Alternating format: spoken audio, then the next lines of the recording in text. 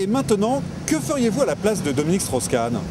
À la place de Dominique Strauss-Kahn, je pense qu'il devrait revenir doucement sur la scène publique en écrivant des bouquins, en faisant des interviews pour montrer ce qu'il est et dire ce qu'il a à dire, pour pas s'avouer vaincu et revenir doucement à son métier, la politique et la vie qu'il menait avant. Il faut qu'il se batte, ça se fera pas maintenant. Parce que bon, son image a été un peu entachée, mais je pense que voilà, il en a connu avant et ça fait partie aussi de la vie politique. Il y a des hauts et des bas. Il faut qu'il se batte, il faut qu'il aille de l'avant, il faut qu'il nous fasse oublier cette histoire et il faut que la France puisse lui refaire confiance de nouveau. Je prendrai de très longues vacances et j'essaierai de me reposer en espérant que les Français arrivent à peut-être oublier toute cette affaire ou en tout cas que ça se tasse.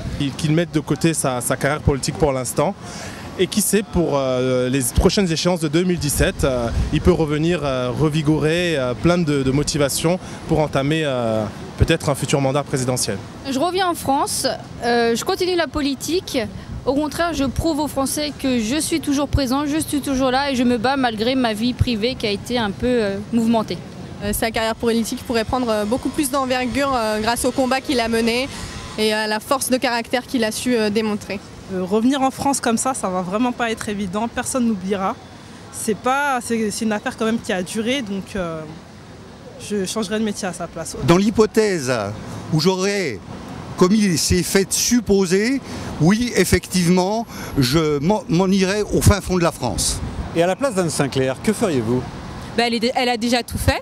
Elle est restée là, elle a soutenu son clan, elle a soutenu son époux, elle a fait ce qu'une femme en fait de forte personnalité pouvait faire. Elle a su passer outre cette histoire pour servir l'intérêt familial. Je continuerai à soutenir mon mari parce qu'on sait très bien qu'on est dans une société de consommation et de nos jours la fidélité c'est une valeur qui se perd. Donc je trouve que vraiment elle fait preuve de beaucoup de courage et beaucoup d'abnégation pour soutenir son mari dans les mauvaises périodes comme dans les bonnes périodes. Je reste auprès de mon mari, je l'ai défendu, je continue, je lâche pas l'affaire. De toute façon, j'ai fait déjà le plus gros, le plus dur, donc tant qu'à faire, rester avec lui. Je reposterai les mêmes messages que la dernière fois. Je l'aime comme au premier jour.